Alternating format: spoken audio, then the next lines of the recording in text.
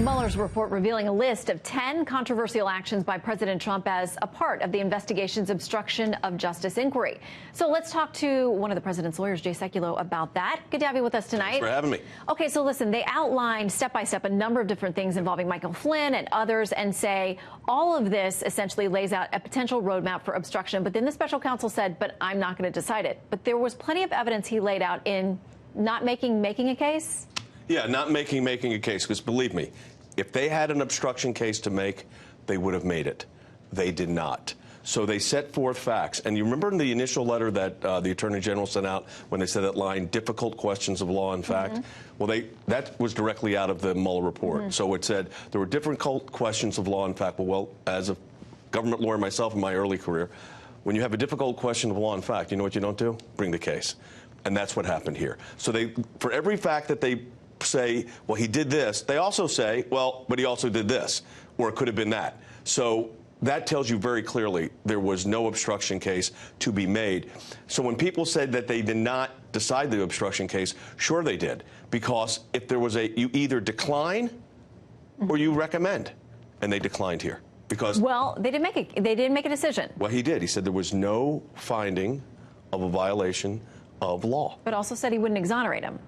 Prosecutors don't exonerate. Well, he specifically said he wasn't going to. He can't. In this case. Because a jury doesn't exonerate. All a jury says is not guilty. Guilty or guilty, yeah. Right. Guilty so or not guilty. this whole idea of them exonerate, I've never understood that in practicing law for 40 years. Well, why do you think he used that language then? I mean, is he, so many Democrats on the Hill claim he is now tipping to Congress his signal, these are breadcrumbs that he's left us, that he wants us to pick it up from here. Yeah, well, first of all, that's not his job. His job was to produce a confidential report to the Attorney General under the regulations. The Attorney General authorized a release of a pretty much, as everybody's now seen, report that is really not redacted except very limited material. So when you look at the obstruction, volume 2, as I call it, of the report, there's, I think, 2 pages, 3 pages, very little redacted. So he then made a recommendation to the Attorney General. The Attorney General decided to release it. The President decided not to claim executive privilege. That's why we let all these documents go in the first place, just let it all go in.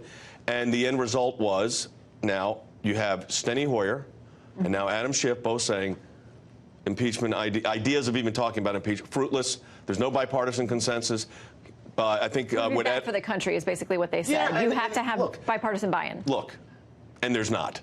So he could say whatever Bob Mueller says in here is interesting, but almost irrelevant. But why do you think people who, we've all had a chance to look at it now, but people all over the spectrum are interpreting this in different ways. They're reading the same words, but they are saying, Democrats are saying, the presentation that Barr made in his initial letter and what he said today don't match up with the words. I want to read you of the Mueller report a little bit from Speaker Pelosi. She said this: the special counsel's own words directly and dramatically undercut Attorney General Barr's claim that the president fully cooperated with the special counsel's investigation. As the report shows, the president, in fact, did the opposite. She talks about him firing Comey and doing all, pressuring senior officials to lie and all of these things. Let me read you a couple things that actually Bob Mueller actually said.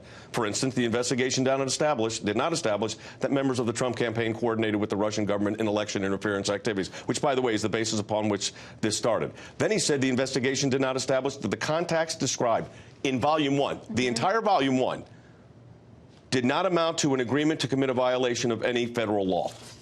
You talked about James Comey. First of all, the president had the constitutional right to fire James Comey.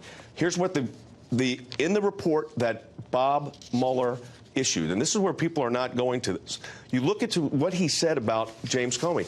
He said that we're not saying that he fired James Comey that caused any interference with this investigation. Here's what we know. The investigation continued. Bob Mueller did not get fired. Rod Rosenstein was not fired, and the report's been issued. Okay, I want to ask you about something else that came up repeatedly with respect to Michael Cohen, Michael Flynn, and also Paul Manafort.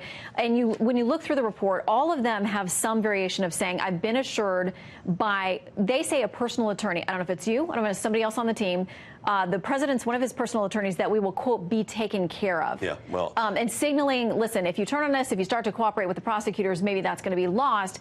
They didn't use the word pardon, but they hinted heavily that someone on the team told them that they would be okay. And I have said from the outset of this, when the initial allegations were made about this, that no one on our team authorized, discussed the pardon of an individual or offered a pardon. You still communicate to them, we're going to take care of you.